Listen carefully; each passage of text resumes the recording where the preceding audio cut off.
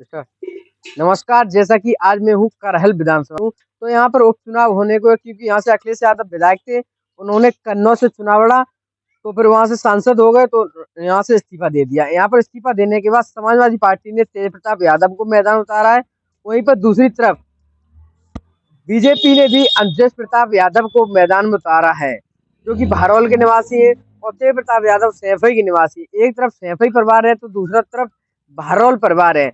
अब ये जनता है, ये कोसमा के पास एक गांव है, उस गांव की जनता है। उनसे हम पूछ लेते हैं कि आखिर ये जनता बहरौल परिवार की तरफ जाने वाली है या फिर सैफई परिवार की तरफ जाने वाली, किसको ये मतदान करेगी। आइए इनसे जानने का प्रयास करते हैं, इनके दिल की बात जानने का प्रयास करते हैं।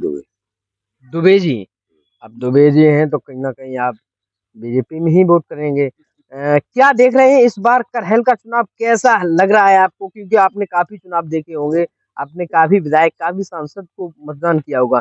इस बार क्या लग रहा है, कैसा चुनाव है करहल का? देखो, चुनाव तो जनता जनार्दन के ऊपर डिपेंड करता है। जनता का मुख किधर जाता है, जनता की रुझान क्या है, उस तरफ निर्णायक भूमिका होगी। अब वोट का परसेंटेज है, क्या कहता है। अब यादव वोट कितना इनको मिलता है अनुजिस को, वो उसके ऊपर डिपेंड करता है। अगर वोट कुछ वोट अगर जो है एससी वोट अगर बसपा पार्टी में जाता है तो उसका भी अंतर पड़ेगा। पहले सपा को मिल गया था, ठीक है। तो ये निर्णायक भूमिका यहाँ है, तो उसके ऊपर डिपेंड होगा क्या निर्णय रहेगा। अच्छा, आपने प्लस माइनस में थोड़ा बहुत जो है परसेंटेज वैसा हो सकता है, किधर हो क्या हो। और अगर थोड़ा बहुत अंतर रह गया तो देखो, चुनाव है, कुछ कहा नहीं जा सकता है। आपका वोट किधर जाएगा? अब मेरा ये वोट तो भारतीय संविधान के तहत गोपनीय रखा गया है, तो उसको अच्छा बताने के अच्छा, लिए आप प्रयास न करें। आपने भारतीय संविधान के तहत बताया। आप क्षेत्र में रहते हैं, आप यादव प्रत्याशी बीजेपी से आए। जी क्या लगता है, क्योंकि आपके आसपास यादवों के गांव है, आप बैठते उठते होंगे, क्या लगता है कि यादव उनके साथ जा रहे हैं? हाँ, यादव ऐसा कुछ इनके, मैं तो फील्ड वर्कर हूँ और फील्ड में घूमता हूँ। कल लगी लगभग आधा विकास खंड मुझे इससे परिचित भी है कि मेरी पोस्ट ऑफिस की नौकरी है। नहीं, फिर भी आपने देखा हो तो पोस्ट ऑफिस की, तो अब भी आपको और अच्छा अनुमान होगा हाँ, कि यादवों के गांव में जाते हैं तो क्या निकल कर आता है। क्या यादव ऐसा इस यादव कट तो रहा है, लेकिन अब कितना परसेंट में कट रहा है। ऐसा भी होता है, कभी जनवरी को भूला हुआ शाम को अपने घर पे लग जाता है।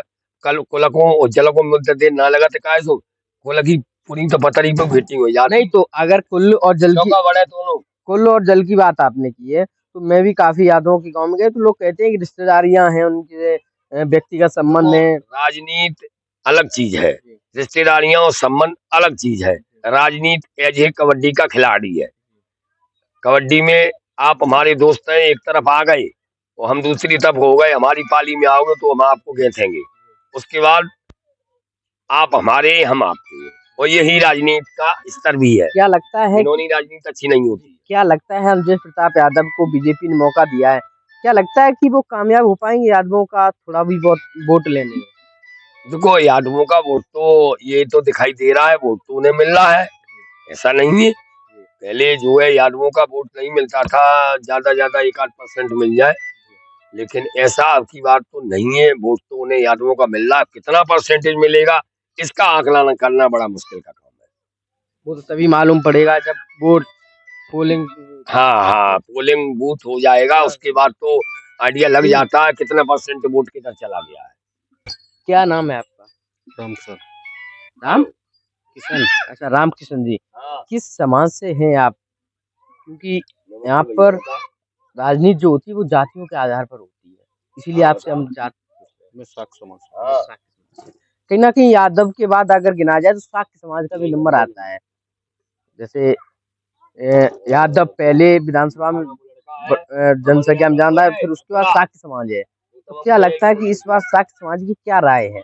साख समाज का है, कोई एक जगह तो जाएगा नहीं। क्योंकि बसपा ने भी शाक्य समाज को उतारा है, और बीजेपी में भी शाक्य समाज वोट करता आया है, और सपा में भी करता है। अब आप किधर जा रहे हैं? ये नहीं बता पाऊंगा। वो वोट तो गोपनीय होगा। माहौल किसका है फिर? ये मुझे जानकारी नहीं, मैं तो साधारण किसान हूँ। नहीं, फिर भी आप गांव में बैठते होंगे, तो लोगों के पास घर पे रहते हैं। घर पे या पर खेत पर, बस तीसरी किसी जगह बैठ। किन मुद्दों को लेकर वोट करेंगे आप? मुझे उससे कोई लेना देना नहीं बता पाऊंगा। नहीं नहीं, वोट नहीं करेंगे, फिर मुद्दे तो कुछ होंगे अरे आपके। कुछ नहीं मुद्दे हैं, वोट तो देना ही है, किसी को भी दे, मगर गोपनीय होता है वोट। नहीं, गोपनीय होता है, मानते हैं, मत बताइए आप। तो कुछ तो सोचा होगा कि ये चीज अगर नेता उस नेता में अच्छी लगी तो हम उसको करेंगे। क्या चीजें होनी चाहिए? मत करना, जब मत बनता है वहीं जाएगा, अभी कुछ नहीं मालूम।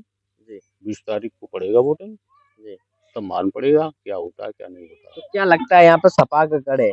क्या ये सपा अरे का? तो देखो किसी का नहीं, न सपा का है, न भाजपा का है, न बसपा का है, किसी का नहीं।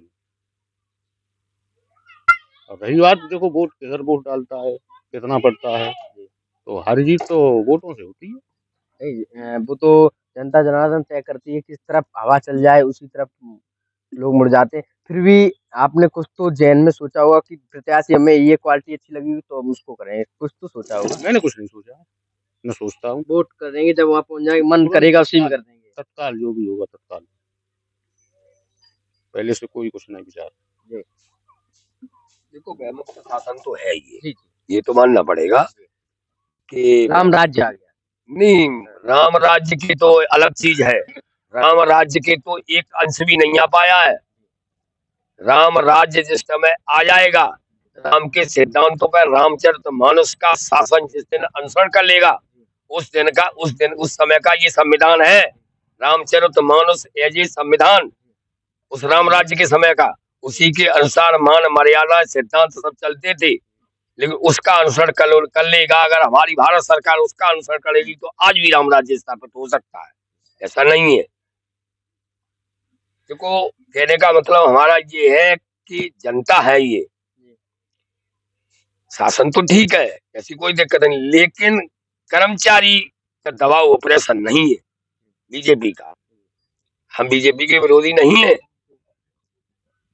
उन ब्राह्मण कभी किसी का विरोधी रहा है, उन ब्राह्मण कभी बौखलाता है, ये समुद्र है। तो कहने का मतलब ये है, ये बोराता भी नहीं है, बौखलाता भी नहीं है, और जो सत्य और उसके मार्ग पर चलता है ब्राह्मण उसका साथ देता है, समाज का सुधारक है। क्या लगता है कि समाज जो सत्य और लेकिन पर कौन चल रहा है आज? नहीं नहीं नहीं, कोशिश तो करना है ये, लेकिन उस समय जो सिद्धांत थे बीजेपी के, ऐसा नहीं है।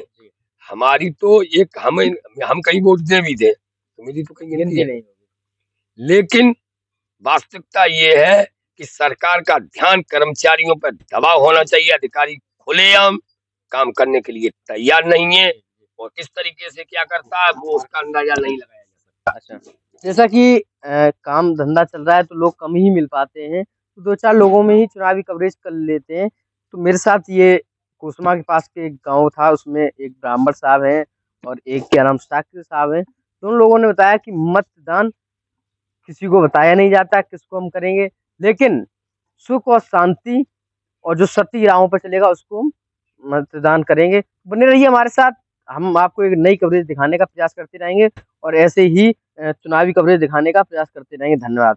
दीजिए।